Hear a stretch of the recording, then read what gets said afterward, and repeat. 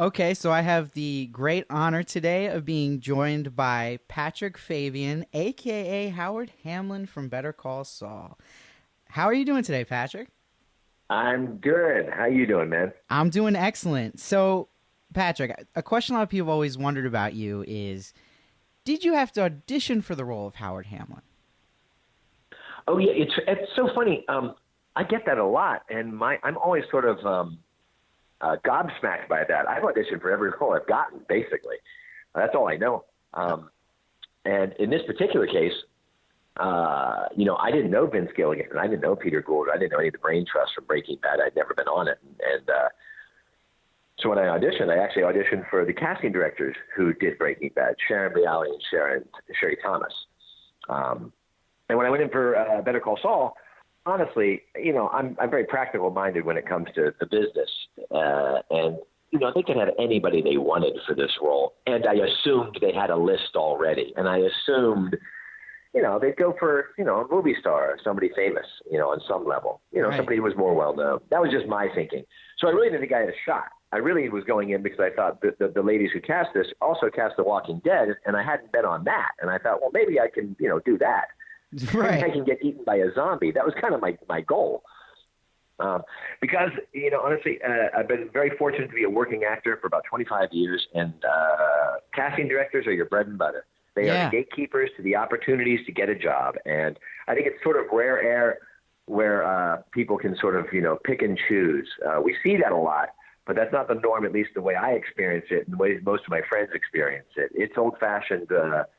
A casting director brings you in, you go up, you show up in the right clothes with the right lines memorized, and you hope that you're the answer to the question that the producers and directors have, Yeah, so knowing that this at the time was a big project that is in that Breaking Bad universe, did it add this extra pressure in the audition? Like, were you really nervous going in, or did you kind of keep your cool?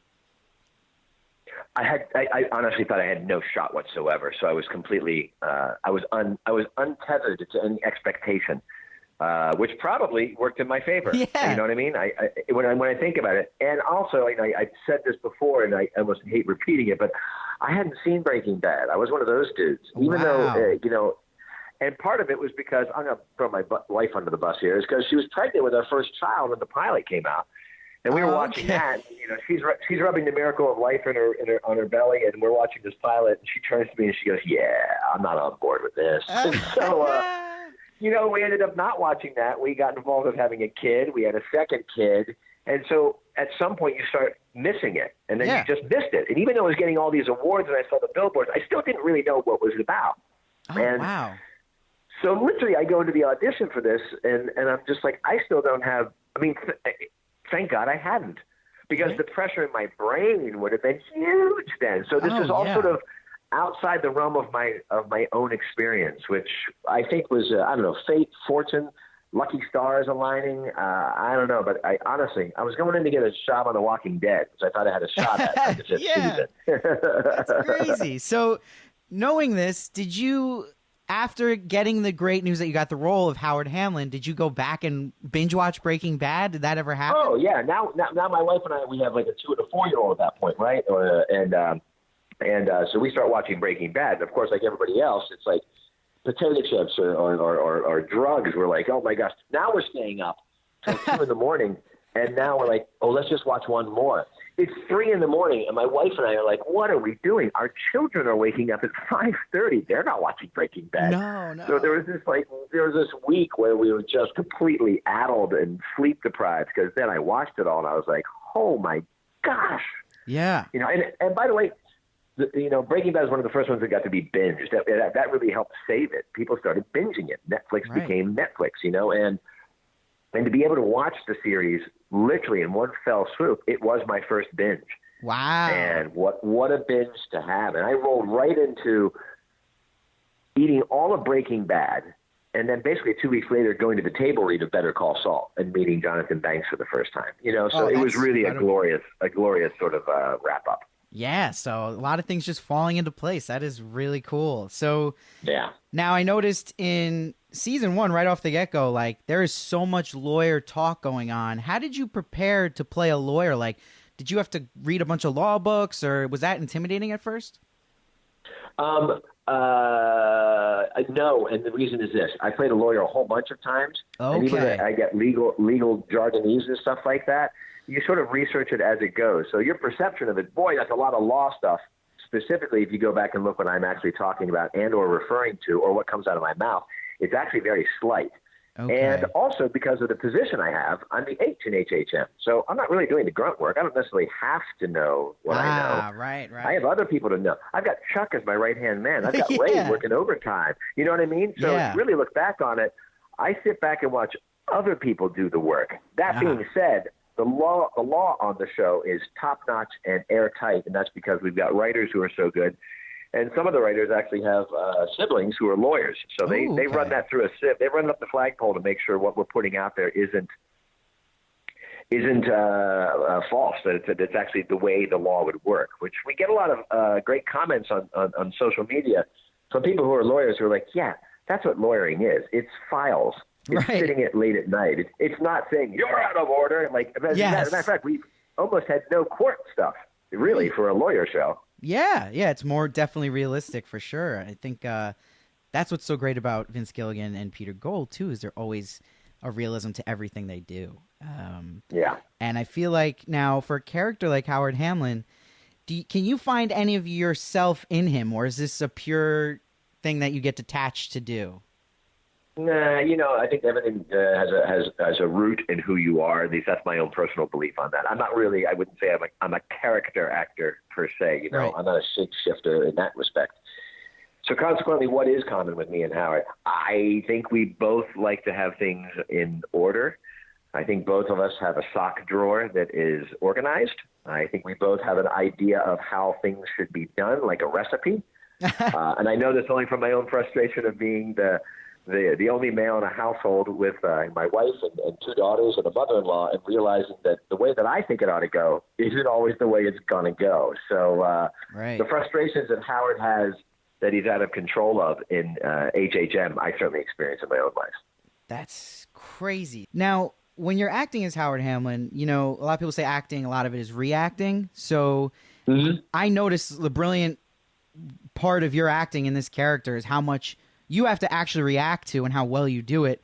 And whether it's, Chuck being crazy or Jimmy's antics, do you find that a challenging part of it? Like how much is being thrown your way? And is there a lot of improv going on? There's not a lot of improv going on. Our writers craft airtight scripts as far as we're concerned, and we respect that. And so therefore we always try and make whatever was given to us on the page work. That being said, the looseness that it may seem is a tribute to, I think, both Bob and Michael McKean in particular, who really have a high wire sense of work that is interesting and riveting to watch.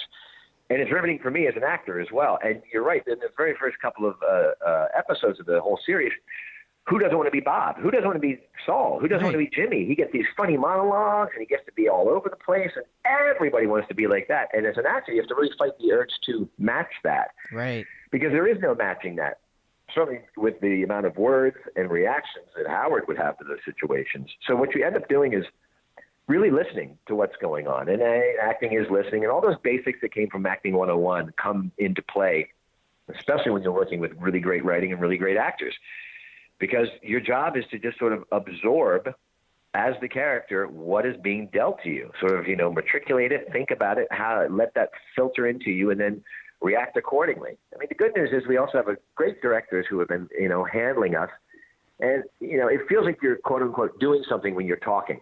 But you're doing just as much. And I think, honestly, Ray Seahorn is the queen of that on the show. Her inner life, let's just call it that, is revealing, and yet still she manages to put a distance to it.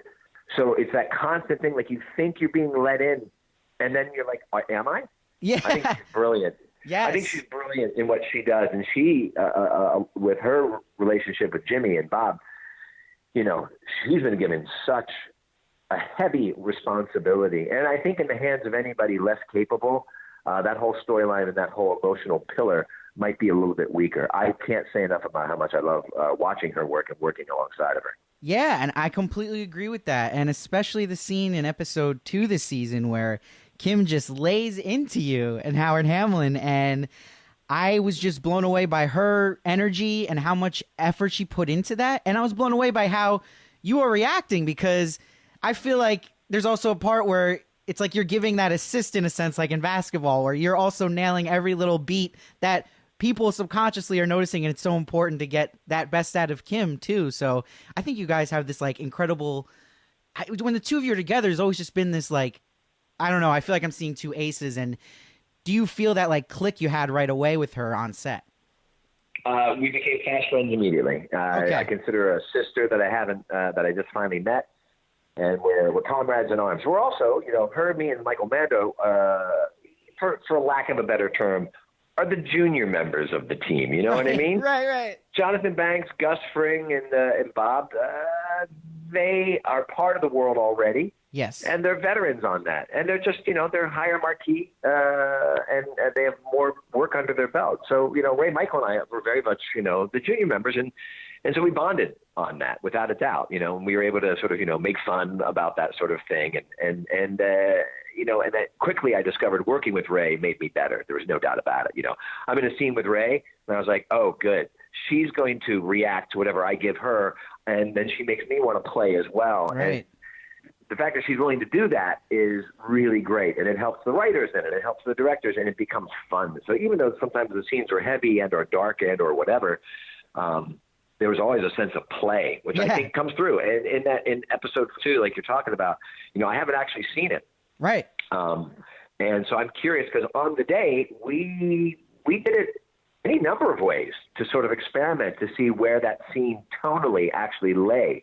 Right. So Michelle McLaren directed that, and I'll be curious to see which take she decided to use. Interesting. Speaking of having not seen it, are you a guy in all of this? You have a huge resume of stuff you've done, and in particular, Better Call Saul. Do you go and watch, like every episode, do you watch your work on screen right after, or are you one of those actors who's like, I don't want to see myself? Well, here's the thing. I'm not the director. Right. If I start getting into that idea, I don't know how I'm going to be. Now, there is something to be said for being able to see your performance and to be able to make sure that you're somehow on the same plane of reality with the director and the writer, so we're all talking a common language. That, I think, is beneficial. And if I'm way off base or if I'm hearing direction or suggestions that I find at odds with what I'm experiencing, right? Absolutely. I mean, let me take a look at it. Yes. But almost never do I run around to the monitor, because all I'm going to do, look, I'm an actor. All I'm going to do is most likely look around and go like, oh, I look old. Ooh, are those bags under my eyes? I mean, there's a vanity quality that I'll speak just for myself. That I think gets in the way of seeing the work. And in the end, also, the scene is never about just me. The scene is never about Howard Hamlin or whatever character I'm playing. And when you see the final product, like I saw the premiere 2 weeks ago at Comic-Con, it's a reminder of, like, it's such a collaborative art. And that's from every department that there's there. The art department, the writing department, the lighting, the gaffers, the grips, the crew, the director, and all of that, the sound. Right. And then you see the whole thing unfold, and you realize, oh, I'm a small part of this. Sometimes I'm the focus of it, but I'm really part of the picture. I am not the picture. And I think the act of, like, doing a scene and running around and looking at yourself, for me, would pay diminishing returns. In the end, I trust the writers, I trust the directors they've hired, and I trust my scene partners. And if there's any time where I'm having questions, I feel comfortable enough for this situation, and most any good professional situation, where you can go ahead, there's an avenue to address that. Yeah. But looking at myself, let's face it, I look at myself enough online already, so I don't need to be doing that on work. No, that's awesome. It sounds like you're a team player, and you can definitely tell the whole cast is like that. And I also was going to ask you, too, Howard Hamlin, to me, is one of the most mysterious characters on the show, in the sense of we don't really see his home life, what he really does outside of his job. Now, knowing this, do you, playing the character, have to create in your head a backstory for him, or do the directors or creators like kind of give you little cues of where to get to, maybe where did this guy come from? You know what I mean? Yeah. Well, in this show, the first answer to your third question, writers, no, they don't sit around and discuss backstory with me, because I think they're also cooking up their own ideas, and you'll know what they think when the script gets delivered. I have not had those conversations. I'm sure that Bob has, being the titular character and whatnot. I'm sure he's had discussions with them as well, because Bob is also a writer and a director, and he wears many hats on Right. the show, and I'm sure there's some discussion. But he's also been really clear about he's an actor on the show, so he's not there to critique the writing and or write the show. He's there to see what they deliver and then discuss it. For me, I make up stuff, but I don't try to pin it down. Okay. I know some actors who would go and make a complete, like, and this is where he's from and this is what he's done. I have a more nebulous, opaque sort of idea. I know what my wife kind of looks like, but I'm not married to it, pardon the pun, in case she doesn't look like that when we see her. I used to joke that, my dad's Sean Connery and he's going to come back in season 5. Right. But, I like to deal with the current circumstances. My assumption is, since we haven't seen anything bad at home, there is nothing bad at home. My assumption is when he leaves the office, he has a place to go where he can let down his hair as much as he can. And small things like, I think Howard likes to swim. Right. I think he probably likes to swim in a Speedo, but he would never like to be seen in a Speedo. Those sort of things. Yeah. You know what I mean? Now, I think he probably is not a great golfer, but he's a good companion on the golf course. Those sort of things is what I dive into. see, I see literally on your Instagram, you're into like the deep sea diving, surfing. Do you ever throw that into Hamlin's backstory in your head? You know what? I think it's a little too sweaty and open. I think Hamlin likes a more controlled situation. Okay. Have the creators, by any chance, ever, or even like a writer, tell you like where they think Hamlin might end up at the end of all this, or is it just like, hey, this is a script for the season, just go page by page? Yeah, I go page by page and script by script. I don't ask any questions Okay. because I don't necessarily want to know the answers. I don't think they know the answers, too. Vince and Peter have discussed this in the writer's room before. They have, obviously there's an overarching idea of we know where Jimmy ends up, right? We know where Saul begins at Breaking Bad, so there's sort of a line there. Right. But everything else is sort of up for grabs. And, the internet loves to say, like, Kim's dead, I'm dead, Nacho's dead. And we don't like to hear that, of course. Yes. Because you know what? Life also sometimes, it can be just as sad when people just part ways, right? It doesn't have to be a dramatic breakup. It's just all of a sudden people drift in and out of people's lives. And I think the writers, if nothing else, have been true to true behavior in the show. So I don't know what fate Howard Hamlin has at the end. I'm half joking when I pitch the idea that Kim and him reconcile and go to the Caribbean and start doing pro bono work from a boat, and we get, the Travel Channel picks us up. I love it. The second spinoff, that'd be great. Yeah. This season you've had some real standout scenes already, acting-wise, but in particular for me, I think your most emotional scene was actually in the premiere when you open up to Kim and Jimmy about pushing Chuck out of HHM and your theory that Chuck killed himself. And I really felt like this humanized Hamlin a lot for me. That's such an emotional scene you did, and it's on demand in that moment. How do you even get to that state? Like, 'cause you portrayed it so well, but like, how do you get to that feeling? Well, I appreciate it. I appreciate the compliment. That's Minky Spiro is the director. She's a really great actress director. And what I mean by that is that she really knows how to set literally the tone in the room as you're working. She knows how to make things quiet or high or loud or whatever. She also knows how to talk to an actor, at least to this actor. She can drive right into a psychic sort of thing with me, which I like. And I'm not being hocus pocusy. I mean, the work that we do is sort of magic and alchemy, right? We try to get something that magic does. That also requires that your scene partners are great. And Bob and Ray, even though it's sort of a flip in that scene in particular, I'm doing the talking, they're doing the listening. They're there with their inner lives working. Right. And I'm there trying to figure out how these things are landing. And I'm there trying to figure out what I'm supposed to be doing and all those sort of things. The writing supports the moment. The actors with you support the moment. The director gives you the green light to go there. Okay. And, again, we did that a number of times, and we did it at a different number of levels. And some levels felt better. Some levels didn't. Some levels felt truer.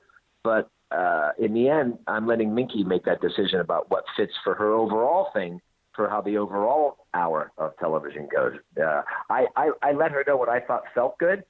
Right. And she also would be like, I think that's a good one too. Let's stay in there. Let's do it again, and let's stay in that vein. That's kind of how actors work, I think. And so the answer is good writing and good scene partners, really. So No, yeah, and honestly, my wife felt it for me, and she goes, "Hey, you didn't get that emotional when we got married." Yeah, there you go. See, you're that talented, you could pull it from anywhere. I like it. No, but the thing is, now Hamlin's a character a lot of people debate. You know, I feel like in season 1 he was deemed more as a clear villain, but as seasons have gone on, I've learned to like him more. And for me, especially this season, I've really actually sympathized with him a lot and understand where he's coming from, and I'm starting to think he actually is generally a pretty good guy. Now, asking the actor himself, do you find yourself sympathizing with him? Is he gray to you? Is he more black and white? Where do you see him on that? Oh, I thought Howard was always right. I thought he was always trying to do the right thing, and he can't believe that his good nature and his sense of morals and his sense of manners have been just fucking shoved up his ass. Right. You kidding me? Right. Kim leaves me. I mean, that's like my daughter who I've been grooming. I raised her too well. She fucking leaves me. Yeah. Jimmy's a goddamn mess. I have to cover for Chuck's awfulness. And then I have to debase myself in front of Jimmy and all those things. And then finally, my biggest reward is that I have to take my own money to pay off Chuck, to kick one of the pillars of my own company out from underneath me, financially being me bereft. And then his last thing is to kill himself, leaving me with the guilt, leaving me with having to go back to Jimmy to take Jimmy off the hook emotionally. Are you kidding me? I just want to ask you this. What the fuck has Howard Hamlin done to deserve all this? Yeah. That's what I want to know. I feel like Howard Hamlin just came to this interview. I love it. How about that? Yeah. You know, enough already. Yeah. Yeah, there you go. There's a case for anyone who wants to argue that he's a bad guy. There you go. Cannot debate that. Now, do you have any pregame rituals morning of like a day of filming? Is anything you do before you go on set? You know, we get to shoot in New Mexico, which is really beautiful, and we love to hike. We love to hike up Sandia Mountain and Tent Rocks and up in Hennes Mountains and valleys and stuff like that, which is really great. We all try and work out. You know, we're not 22-year-olds staying out till the crack of dawn. You know, we like to wake up. We like to work. The work gets us happy. So in terms of rituals, I have to watch my coffee because I love my coffee. I'm a green juice. I'm a California boy, right? So I green juice first thing in the morning, and then basically as much coffee as you can shove in your body before noon. So that's my thing. Do you guys rehearse these scenes, or do you guys just go straight into shooting? No, we rehearse, and that's one of the things I really like about this group.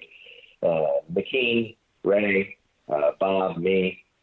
Anytime we get a script, we start carving out time on set and then after work to go over it, to start coming up with ideas, to start talking about it. You know, at this point also we have a pretty good firm handle on what our characters are, and so there we can comment on each other and we can help each other. We get to sort of workshop it. And that's not always the case in television or in any work situation, but these guys and gals are real wide open about that. You know, anytime we have guest stars, we call them as soon as they get into town to be like, hey, can we come over to the hotel? Do you want to get rehearsed? Because we want to have our lines down. Yeah. We want to be ready. We want to be ready to play when it's time to play. We don't want to rehearse in front of the cameras. We want to work. You know what I mean? Right. No, totally.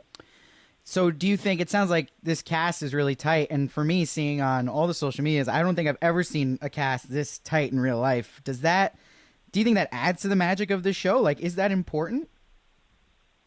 I think so.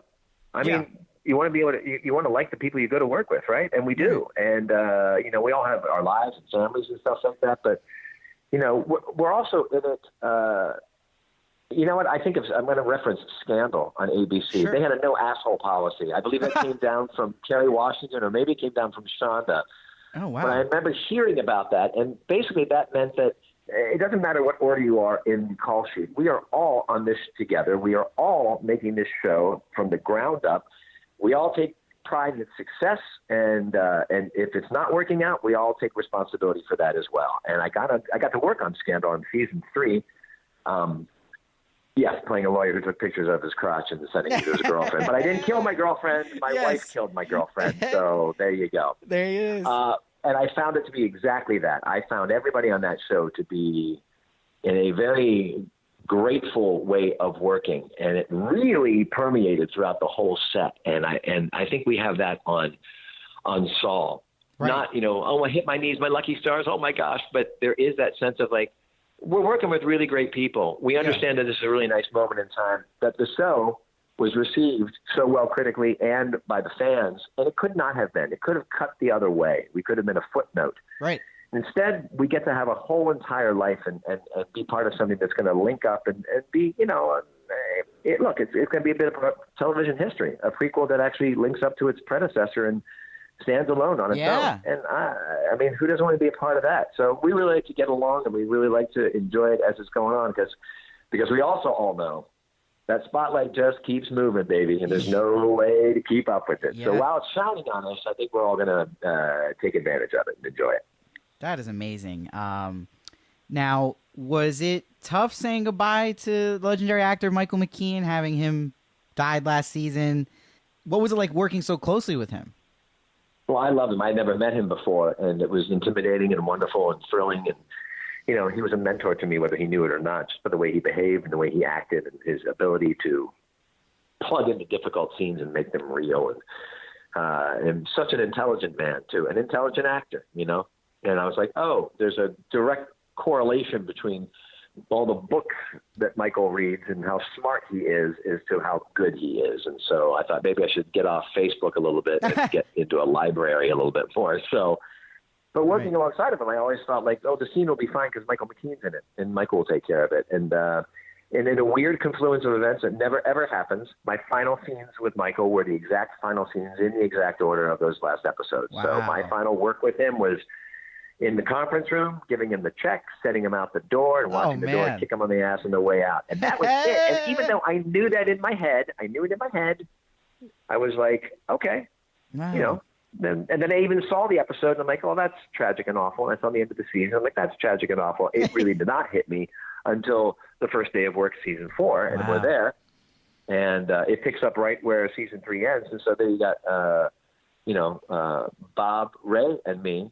Right. And no Michael. Right. And that's when it hit me that, oh, my mentor is not here, and my pillar who I relied on is not around. And it was sad. Yeah. And so, which was great because it played right into what we were, about to do the work on. That is that's wild. Personally, I'm sorry he's not around. But the good news is, and this has already been let out of the bag by Vince and Peter, the show time shifts. So you've not seen the last of Chuck McGill. All right, great. That is amazing news. It is amazing news, and I think you'll really like the scenes at which we see him in. Awesome. I cannot wait for that. Now, a question that's been on my mind, and it's very random, but I'm going to ask you it. Hamlin is always the best dressed in the show. He's always wearing a top-of-the-line suit. Where do these suits go after filming? Like, do you get to keep any of them? Or what happens to this? Those suits are never going to be mine, baby. Oh, they are going to be AMC's forever. Wow. And they're really great suits. A shout out to DiStefano Tailors here in Los Angeles, downtown. They have they're Italian tailors. They're the best dressed men I know in LA. They take care of me. They make my suits.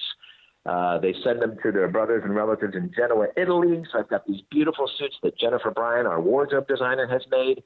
And 90% of my acting work is done as soon as I put that suit on. It's like putting on a suit of armor. I always feel like I'm the best dressed man when I walk into a scene. I certainly have the most. I'm certainly wearing the most money. In fact, the budget for the show may spend more on the suits for me than me at this point. That's amazing. Now, you've done a lot of acting work in theater, on TV. I was going to ask you, with this big role of Better Call Saul, being a main role Hamlin is, have you noticed more tension in like your regular life on the streets, like people noticing who you are? Has that changed your life in any way?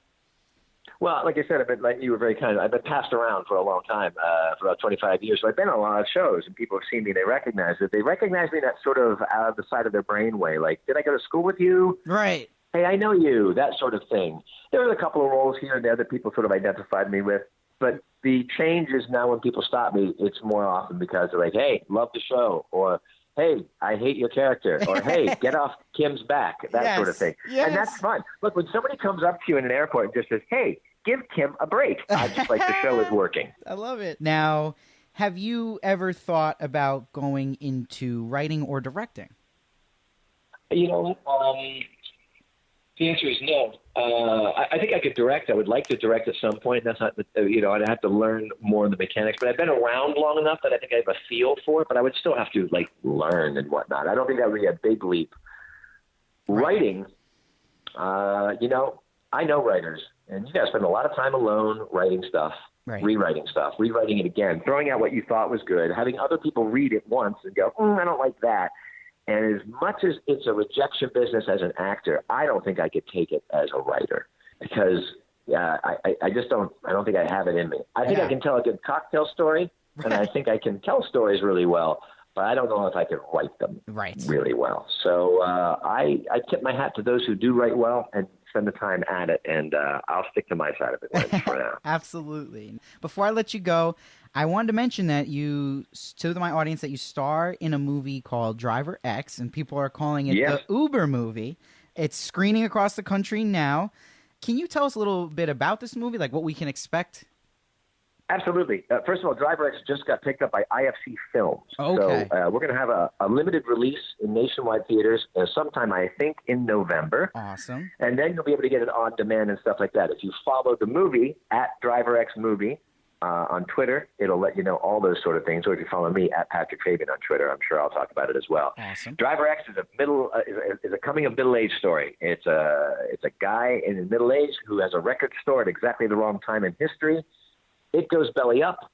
His wife has to go to work. He's unemployed, and so he takes to driving Uber in Los Angeles to make ends meet and to try and save his marriage. And, of course, he's a 40-something old guy driving late-night Los Angeles, and the world is no longer his, both musically, sexually, and everything else. So it's about finding out who you are in the new world, basically. So we've been going to a bunch of festivals around the country. We've been getting great responses. And then we just, IFC Films has gone ahead and picked it up. So we're really thrilled to be partnered with them. And hopefully everyone can tune in either in the theaters in November or on demand. But meanwhile, you can follow it at Driver X Movie. Yes, everyone make sure to see that movie when it comes out. It's only getting amazing reviews I'm seeing, so I cannot wait to see it myself. And, of course, our man Patrick is starring in it. Patrick, you can always catch on Better Call Saul Mondays nights at 9 p.m. on AMC. And make sure to see Driver X. Is there anything else you wanted to promote? Later on, you'll be able to see a kiteboarding movie called Send It, which may not cure cancer, but it's a lot of fun. Look for that sometime around Christmas. All right. Awesome. I cannot wait. Patrick, thank you so much for coming on the show. It's an honor to speak to you, and I hope to talk to you soon. All right, Steve. Take care, man. Have a great weekend. You too. Thank you.